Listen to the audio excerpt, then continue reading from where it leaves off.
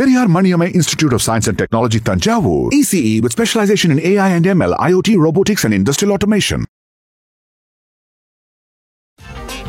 Welcome to IPS finance. ரொம்ப ஒரு மகிழ்ச்சியாக தான் இருக்குது இன்றைக்கி மார்க்கெட் நிலவரத்தை பார்க்குறப்ப. நிஃப்டி எப்போதும் இல்லாத அளவுக்கு 916 புள்ளிகள் அதிகரித்து 24,924 முடிவடைஞ்சிருக்கு. சென்செக்ஸை பொறுத்த வரைக்கும் 2,975 புள்ளிகள் அதிகரித்து 82,429 முடிவடைஞ்சிருக்கு. ஒரு சரியான ஒரு ஏற்றம் தான். இந்த ஏற்றத்துக்கான காரணம் என்னங்கிறத நம்மளுடைய பொருளாதார விமர்சகர் நாகப்பன் சார்ட்ட கேட்டு தெரிஞ்சுக்கலாம் வாங்க. சார் வணக்கம். வணக்கம் சிபி சார், நம்ம இந்த ஷோ ஆரம்பிச்சு 200 நாளுக்கு மேல ஆச்சு. ஆமா, ஆனா இந்த அளவுக்கு ஒரு பெரிய ஏற்றத்தை நான் பார்த்ததே இல்லை சார்.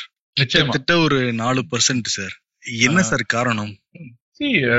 இரண்டு முக்கியமான காரணங்களை சொல்லலாம். முதலாவது காரணம், நம்ம இந்தியா பாகிஸ்தான் இந்த பிரச்சனை ஓரளவுக்கு ஒரு முடிவை நோக்கி வந்து கொண்டிருக்கிறது. அது அந்த போர் நிறுத்தம் அறிவித்த பிறகு ஒரு வயலேஷன் சின்னதா அங்கங்க இருந்த போது கூட நேற்றெல்லாம் பார்த்தா நேற்று மாலைக்கு பிறகு கிட்டத்தட்ட ரொம்ப அமைதி நிலவுகிறதா ராணுவ தரப்பிலிருந்து சொல்லப்படக்கூடிய தகவல்கள் தெரிவிக்கிறது. சோ சீஸ்ஃபயர் ஓரளவுக்கு 99% எஃபெக்டிவா வந்துருச்சு அப்படிங்கிறது ஒரு பெரிய பாசிட்டிவான ஒரு நியூஸ் எதிர்பார்க்கப்படுகிறது. ஏன்னா இவ்வளவு விரைவில் இது வரும் ஒரு தீர்வு காணப்படும்னு தோணல போன வெள்ளி என்றெல்லாம் பார்த்தோம்னா வியாழன் என்று. இதை தொடர்ந்து இன்னைக்கு பாத்தீங்கன்னா மாலை 8 மணிக்கு நம்முடைய பிரதமர் அட்ரஸ் பண்ண இருக்காரு. அவர் என்ன சொல்றாருங்கிறத நம்ம பொறுத்திருந்து பார்க்கணும். இரண்டாவது முக்கியமான காரணம் என்ன அப்படின்னு பாத்தீங்கன்னா, சீனா அண்ட் அமெரிக்கா சுவிட்சர்லாந்துல சந்தித்து பேசினாங்க ஜெனீவால ட்ரேட் டாக்ஸ். அதற்கு பிறகு டாரிஃப 115% இருவரும் ரெசிப்ரோக்கலா குறைக்கிறதா ஒத்துக்கிட்டு இருக்காங்க. இது ரொம்ப முக்கியமான ஒரு விஷயமாக சர்வதேச அளவுல பார்க்கப்படுகிறது. சீனாவை பொறுத்த வரைக்கும் அமெரிக்கா 145% போட்டிருந்த டியூட்டியை 30% மாத்துது. 115% குறைச்சு 30% 90 நாட்களுக்கு. ஓகே, அதுக்குள்ள நாங்க எங்களுடைய பிரச்சனைகளை பேசி தீர்த்துக்கிறோம்னு சொல்றாங்க. அதே மாதிரி ரெசிப்ரோக்கலா பாத்தீங்கன்னா, சைனா அமெரிக்காவிலிருந்து சீனாவுக்குள்ள இறக்குமதி செய்யக்கூடிய பொருட்களுக்கு 125% இருந்தது 10% குறைச்சிருக்காங்க அடுத்த 90 நாட்களுக்கு. 90 நாட்கள்ங்கிறத நினைவுல வச்சுக்கணும். 115% குறைக்கப்பட்டிருக்கு. அமெரிக்காவிலிருந்து சீனாவுக்குள் வருவதற்கு 10%, சீனாவிலிருந்து அமெரிக்காவுக்கு போறதுக்கு 30% அப்படின்னு ஒத்துக்கிட்டு இருக்காங்க. இது மிகப்பெரிய அளவுல சர்வதேச அளவுல வரவேற்பை பெற்றதன் காரணமாக இன்னைக்கு பாத்தீங்கன்னா சர்வதேச சந்தைகள் எல்லாமே கணிசமான ஏற்றத்துல, ஆஸ்திரேலிய பங்கு சந்தையிலிருந்து ஆரம்பித்து ஜப்பானிய பங்கு சந்தை கிட்டத்தட்ட 3%, ஐரோப்பிய பங்கு சந்தைகள் எல்லாமே 1.5%, France, Italy, Germany, Great Britain எல்லாமே. குறிப்பாக அமெரிக்க பங்கு சந்தையினுடைய முன்பேர வணிகத்துல US 500 3% ஏறி இருக்கு. US 30 குறியீடு 2%க்கு மேல, US 100 சொல்லக்கூடிய அந்த குறியீடு 4% கிட்ட ஏறி இருக்கு. சோ சர்வதேச சந்தைகளும் மிகப்பெரிய ஏற்றம், இந்திய சந்தையும் ஏற்றம். இதுக்கு காரணம் இந்த இரண்டு முக்கியமான விஷயங்கள் தான். கிட்டத்தட்ட ஒரு 7% ஏறி இருக்கு. 6.7 வரைக்கும் ஏறி இருக்கு. ஆமா, அதே மாதிரி நிஃப்டி ரியாலிட்டியும் ஒரு 6% ஏறி இருக்கு. ஆமா. இப்ப இந்த ஏற்றத்துல நம்ம என்ன சார் கவனிக்கணும்? என்ன செக்டார் கவனிக்கணும்? இல்ல எந்த மாதிரி பங்குகள் நம்ம கவனிக்கணும்? இந்த ஏற்றத்துல முதல்ல நம்ம ரொம்ப கவனமா இருக்கணும். நம்மள கவனிக்கணும். நம்ம எப்படி பிஹேவ் பண்றோம்.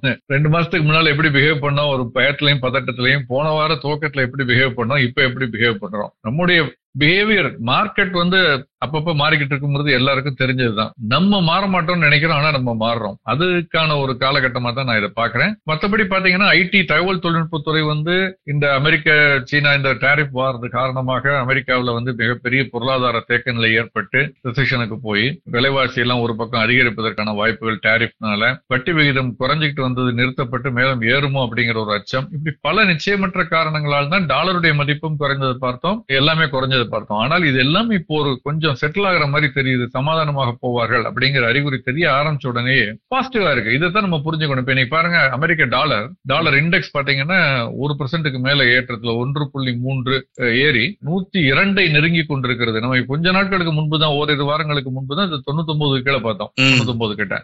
அங்கிருந்து கிட்டத்தட்ட $3 ஏறி இருக்கு. $3 3% மேல ஏறி இருக்கதை பார்க்க முடிகிறது. டாலருடைய மதிப்பு, US டாலர் குறியீடு. அதே மாதிரி சர்வதேச பங்குச்சந்தைகளும் ஏறி இருக்கிறத பாக்குறோம். ஆனால் அன்று இதெல்லாம் வீக்கா இருந்த பொழுது, அமெரிக்க பங்குச்சந்தை, இந்திய பங்குச்சந்தை, எல்லா பங்குச்சந்தைகளும் வீக்கா இருந்தது அல்லது பயம் இருந்த பொழுது தங்கம் ஏறிக்கிட்டு இருந்தது இல்லையா? அதற்கு நேர்மாறா இப்ப பாத்தீங்கன்னா தங்கம் மற்றும் வெள்ளியினுடைய விலை கணிசமாக இறங்கி இருக்கிறது. சர்வதேச சந்தையில தங்கத்தினுடைய விலை $100 மேல ஒரே நாள்ல இறங்கி இருக்கு. 3200 அருகாமையில் இருக்கிறது. 3300 மேல இருந்தது.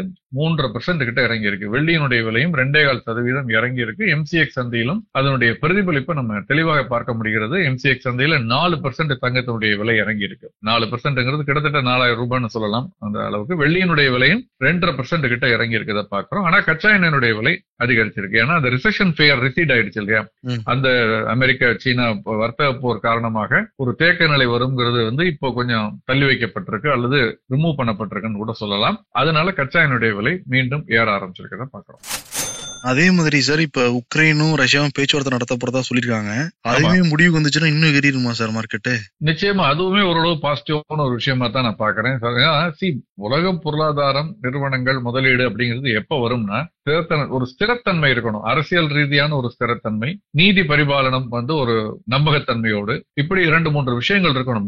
பாதுகாப்பு இது இல்லைன்னா தடுமாறும். எங்க எவ்வளவு இன்வெஸ்ட் பண்றது, பண்ணலாமா வேண்டாமா, எக்ஸ்போர்ட் பண்ணலாமா வேண்டாமா, அங்க போய் இறங்குறப்ப என்ன டாரிஃப் இருக்கும், இப்படி எல்லாம் பயத்திலே இருந்தால் ஒரு தொழில் வியாபாரம் நடக்காது. அது மாறுமான ஒரு அச்சம் இருந்தது. ஆனால் நம்ம தொடர்ந்து பேசிக்கிட்டு இருக்கோம். போன மாசம் இந்த துவக்கத்துல கூட நம்ம பேசணும், ஓரிரு மாதங்கள்ல சரியாயிடும் அப்படின்னு நம்ம பேசணும். அதை நோக்கித்தான் இப்பொழுது போய்கொண்டிருக்கு. நம்ம முதலீட்டாளர்கள் கவனிக்க வேண்டியது என்னன்னா, இந்த மாதிரியான ஒரு காலகட்டத்துல நம்முடைய பொருளாதாரம் வலுவா இருக்குங்கிற நம்பிக்கை மட்டும் அடிப்படையில இருந்துச்சுன்னா, நீண்ட கால அடிப்படையில நம்முடைய இளைஞர்கள் மீது நம்பிக்கை வைத்து, இந்த உழைப்பின் மீது நம்பிக்கை வைத்து, அந்த ஒரு இது இருந்ததுன்னா நம்ம நிச்சயமா இறங்கக்கூடிய ஒவ்வொன்றுமே நமக்கு ஒரு வாய்ப்பாகவும், விலை அதிகரிக்கும் பொழுது ஒரு பகுதி ப்ராஃபிட்டையாவது நம்ம ப்ராஃபிட் புக் பண்றதுக்கு, இப்ப தங்கத்தை எடுத்துக்கிட்டீங்கன்னா ஒரு போன வாரம் இருந்தது எங்க, இந்த வாரம் இருக்குதுங்க. ஒரு பகுதி ப்ராஃபிட்டை புக் பண்ணிருந்தா அந்த லிக்விடிட்டி கையில இருந்து பங்குகளை வாங்குவதற்கு உதவியா இருந்திருக்கும், பங்குகள் குறைவாக இருந்த பொழுது இல்லையா. இதுதான் நம்ம இந்த முதலீட்டாளர்களை பொறுத்தவரை நம்ம கத்துக்க வேண்டியதுன்னு நான் நினைக்கிறேன். இன்றைய தேதியில இன்னைக்கு என்ன பண்ணணும், நாளைக்கு என்ன பண்ணணும்லாம் நம்ம பேசக்கூடாது. நீண்ட கால அடிப்படையில தான் நம்ம என்ன பண்றதுன்னு பார்க்கணும். அந்த அடிப்படையில நம்ம இன்னைக்கு ஏறி இருக்கிறது ரொம்ப வலுவாக ஸ்திரமா ஏறி இருக்கிறத பாக்குறேன். 2 பங்குகள் தவிர சென்செக்ஸ்ல எல்லா பங்குகளும் ஏற்றத்துலதான். அட்வான்ஸ் டிக்ளைன் பாத்தீங்களா, 2600 பங்குகளுக்கு மேல் விலை ஏற்ற பங்குகள், 329 பங்குகள் தான் விலை குறைந்த பங்குகள். கிட்டத்தட்ட விலை குறைந்த ஒவ்வொரு பங்குக்கும் நிகராக 8 பங்குகளுடைய விலை, 8க்கும் மேற்பட்ட பங்குகளுடைய விலை அதிகரிச்சிருக்கு. ஒன்னு குறைஞ்சிச்சுன்னா 8க்கு மேல அதிகரிச்சிருக்கு. லோயர் சர்க்கியூட் 35 தான், அப்பர் சர்க்கியூட் 322. அது மாதிரி 52 வார உச்சம் 47, லோ 24. இப்படி பல பாராமீட்டர்ஸ்ல பார்த்த எல்லா செக்டாருமே அப். ஓகே, எந்த செக்டாருமே இன்னைக்கு இறக்கத்துல இல்ல. சோ அந்த 24,900 குரூசியல் சப்போர்ட் ரெசிஸ்டன்ஸை இன்னைக்கு தாண்டி இருக்கு. ஒருவேளை நாளையும் அதை தாண்டி முடிவடைந்தால், அல்லது அதை தாண்டி 2-3 மணி நேரத்துக்கு மேல மதியம் வரை வணிகம் நடந்தால் கூட நம்ம இந்த பேரிஷ்னஸ்ங்கிறத இனிமே கம்ப்ளீட்டா மறந்துடலாம். அடுத்தது இனிமே அது எந்த லெவல்ல புல்லிஷ்ல போய் நிக்குங்கிறத நம்ம கவனிக்கலாம். இந்த வாரம் முழுக்க இல்லது இந்த மாசம் முழுக்க ஒரு புல்லிஷ் ட்ரெண்ட் தான் இருக்குங்கிறத நம்ம எதிர்பார்க்கலாம். பரவலாக அப்படித்தான் எதிர்பார்க்கிறேன். அவ்வப்பொழுது நிச்சயம் இந்த மாதிரி இன்னைக்கு ஏறி இருக்க ஏற்றம்ங்கிறது ரொம்ப ஒரு கணிசமான ஏற்றம். இதுல 2 விஷயத்தை கவனிக்கணும். இந்த மாதிரி ஏறும் பொழுது டெக்னிக்கலா ரொம்ப ஸ்ட்ராங்கா இருக்கு, வலுவா இருக்குன்னு அர்த்தம். அட் த சேம் டைம் ஓரிரு நாட்கள்ல கரெக்ஷன் வர்றதுக்கான வாய்ப்புகள் ரொம்ப அதிகம்ங்கிறதையும் நம்ம மறந்துடக்கூடாது. சோ சேஸ் பண்ணக்கூடாது. சார் விட்டுட்டேன், இப்போ நாளைக்கு போய் விழுந்தடிச்சிட்டு வாங்கலாம். நீங்க சிஸ்டமேட்டிக்கா என்ன பண்றீங்களோ அதை பண்ணிட்டு இருங்க. சிஸ்டமேட்டிக் இன்வெஸ்ட்மெண்ட் பண்ணிட்டு இருங்க. அதை தாண்டி ஒரு அதீதமாக இன்னும் ஏறிடுமோன்னு பயந்துகிட்டு வாங்குறதெல்லாம் தவிர்த்து விட்டு காத்திருப்பது, நம்ம என்ன நம்முடைய டாக்டிக்ஸ் இருக்கோ அதுல போறது நல்லது. டாலர் சொன்னீங்க ஏறிக்கிட்டு இருக்கு அப்படின்னு. ஆமா, நம்ம ரூபாயோட மதிப்பு எப்படிங்க சார் இருக்கு? நீங்க டாலருடைய மதிப்பு சர்வதேச சந்தையில ஏறி இருக்குன்னு நான் சொன்னேன். ஆனால் உள்ளூர் சந்தையில பாத்தீங்கன்னா இங்க இறங்கி இருக்கு. அப்படின்னா ரூபாய் கொஞ்சம் வலுப்பெற்றிருப்பதாக நம்ம எடுத்துக்கலாம். பட் பெரிய ஏற்றம் இல்ல, ஒரு சைட்வேஸ் மூவ்மெண்ட் தான். ஒரு 9 பைசா டாலருடைய மதிப்பு குறைந்து இருக்கிறது இங்க உள்ளூர் சந்தையில். 85 ரூபாய் 53 பைசா அப்படின்னு. பட் அப்கோர்ஸ் இது ஒரு ஃபியூச்சர்ஸ், மே மாதம் 28ஆம் தேதி முதல்வடையக்கூடிய முன்பேர ஒப்பந்தத்தினுடைய ஒரு மதிப்பு இது. அதனால பெரிய மாற்றம் இல்லை, சைட்வேஸ் மூவ்மெண்ட்ல இருக்கு. சர்வதேச சந்தையில டாலருடைய மதிப்பு உயர்ந்திருக்கிறது அப்படிங்கறது நம்ம பார்க்கலாம். Q4 ரிசல்ட் ஏதாவது வந்திருக்குங்களா? நிறைய வந்திருக்குது. ஆனால் அதுல நம்ம எல்லாத்தையும் பார்க்கணும்னு கட்டாயம்ல முக்கியமான சில விஷயங்கள் நம்ம பார்க்கலாம். ஒன்று, பஜாஜ் எலக்ட்ரிக்கல்ஸ் உங்களுடைய 4ஆம் காலாண்டு முடிவுகள் நிகர லாபம் 2 மடங்காக அதிகரித்து 59 கோடி ரூபாய். இது நீங்க ரெவென்யூ பெருசா ரைஸ் ஆகல. சேல்ஸ் 6.5% தான் ரைஸ் ஆயிருக்கு, 1265. ஆனால் லாபம் 59 கோடி ரூபாயாக அதிகரிச்சிருக்கு. பங்கினுடைய விலை இன்னைக்கு மட்டும் ஒரு 80 ரூபாய் கிட்ட அதிகரிச்சு 600 ரூபாய் தாண்டி வணிகம் நடந்தது இன்னைக்கு வணிகத்துக்கு இடையே. இது அவங்க ஒரு 150% டிவிடெண்ட் டிக்ளேர் பண்ணிருக்காங்க. 150% சொன்னா நான் முன்னரே சொல்லியிருக்கேன், 600 ரூபாய் இன்னைக்கு பங்கினுடைய விலை 610 ரூபாய். அதுல 150னா நமக்கு 900 ரூபாய் கிடைக்குமான்னு இல்ல. அந்த பங்கினுடைய முகமதிப்பு என்னவோ அதுல 150%. அந்த பங்கினுடைய முகமதிப்பு 2 ரூபாய், அதுல 150%ங்கிறப்ப 3 ரூபாய். பங்கு ஒன்றுக்கு 3 ரூபாய் டிவிடெண்ட் அவங்க டிக்ளேர் பண்ணிருக்காங்க இந்த ஆண்டுக்கு. இது போக PVR INOX இந்த நிறுவனத்தினுடைய காலாண்டு முடிவுகளும் வெளியாயிருக்கிறது. உங்களுடைய நிகர நஷ்டம் வந்து நஷ்டத்துல இருந்தது, ஏற்கனவே நஷ்டத்துல இருந்தது. அந்த நஷ்டம் குறைந்து இருக்கிறது. இப்ப 125 கோடியாக, சென்ற ஆண்டு இதே காலகட்டத்தில் 130 கோடியாக இருந்தது. இப்போது 125 கோடியாக குறைந்திருக்கிறது. சோ சந்தை எதிர்பார்த்த அளவுக்கு மோசமா இல்ல, நஷ்டம் கொஞ்சம் குறைஞ்சிருக்குன்னு உடனே இந்த பங்கினுடைய விலை இன்னைக்கு ரேலியும் பாசிட்டிவா இருந்ததுனால அது ஏற்கனவே அடி வாங்கி இருந்த ஒரு பங்கு. சோ 41 ரூபாய் இன்னைக்கு அதிகரிச்சிருப்பதை பார்க்க முடிகிறது. இது சஸ்டைன் ஆகுமாங்கிறது நம்ம போக தான் பார்க்கணும். முன்பே பேசணும், ஏத்தர் எனர்ஜி ஐபிஓ வந்திருந்தாங்க இல்லையா, சப்ஸ்கிரைப் ஆயிருந்தது. பங்கினுடைய விலை எப்படி பட்டியலிடப்பட்ட பொழுது 321 குறைஞ்சுதான் அன்னைக்கு வந்து முடிவடைந்தது. சோ அதனுடைய முடிவுகள் வெளியாயிருக்கிறது. அவங்களுடைய நஷ்டம் குறைஞ்சிருக்கு, 234 கோடியாக. அவங்களுடைய ரெவென்யூ 29% அதிகரிச்சிருக்கு. போன வருஷம் 523 கோடியா இருந்தது, இப்ப 234 கோடியா நஷ்டம் குறைஞ்சிருக்கு. 523 கோடியில இருந்து நஷ்டம் 234 கோடியா குறைஞ்சிருக்குங்கிறத இங்க பார்க்கணும். சோ சந்தை இதை பாசிட்டிவா பார்ப்பதற்கான சாத்தியக்கூறுகள் அதிகமா இருக்குன்னு நினைச்சேன். அது மாதிரி இன்னைக்கு 9 ரூபாய் அந்த பங்கினுடைய விலை அதிகரிச்சிருக்கு. ஆனாலும் இன்னமும் கூட அதனுடைய ஐபிஓ பிரைஸை விட, அதனுடைய புதிய பங்கு வெளியிட்ட விலையை விட குறைவாகத்தான் வணிகம் நடந்துகிட்டு இருக்குங்கிறத நம்ம கவனத்தில் எடுத்துக்கணும், ஏத்தர் எனர்ஜியை பொறுத்த வரைக்கும். இது போல இன்னும் பல முடிவுகள் நாளை வர இருக்கிறது. பாரதி ஏர்டெல், அதே மாதிரி கெம்ப்ளாஸ்ட் சென்னையை சேர்ந்த இந்த நிறுவனம், Dalmia Sugars, Alembic, Glaxo, Hero MotoCorp இருசக்கர வாகனம் தயாரிக்கக்கூடியது, ஐடிடி செமெண்டேஷன், இந்த மாதிரி பல நிறுவனங்களுடைய முடிவுகள் எல்லாம் நாளை மறுநாள் வர இருக்கிறது. நம்ம அதெல்லாம் நம்ம தொடர்ந்து பார்க்கலாம். சார், இப்போ மார்க்கெட் ஒரு கடந்த காலங்களில் ஏறிட்டு இருந்தப்போ எல்லா ஐபிஓவுமே ஃபுல்லா சப்ஸ்கிரைப் ஆச்சு. அப்ப ஐபிஓ வந்துச்சுன்னா என்ன சார் பண்ணணும் முதலீட்டாளர்கள்?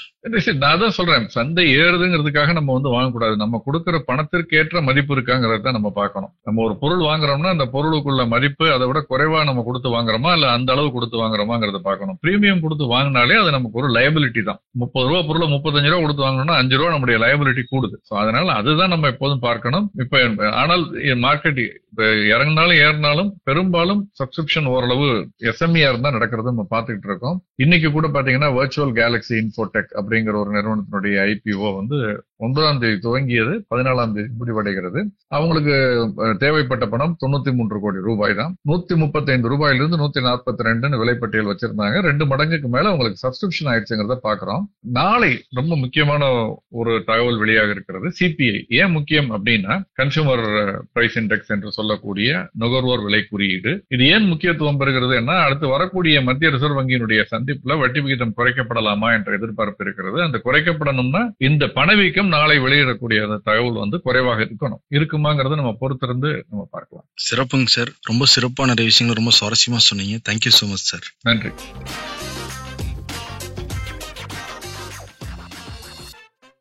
Periyar Maniammai Institute of Science and Technology, Tanjavur. ECE with specialization in AI and ML, IoT, robotics and industrial automation. மேலும் நானே விகடன் யூடியூப் சேனல்ல வரப்போற பிசினஸ் மற்றும் பினான்ஸ் சம்பந்தமான வீடியோக்களை உடனே பார்க்க இந்த வீடியோ கீழே உள்ள சப்ஸ்கிரைப் பட்டனை கிளிக் பண்ணுங்க. அண்ட் மறக்காம அந்த பெல் ஐக்கனையும் கிளிக் பண்ணிடுங்க.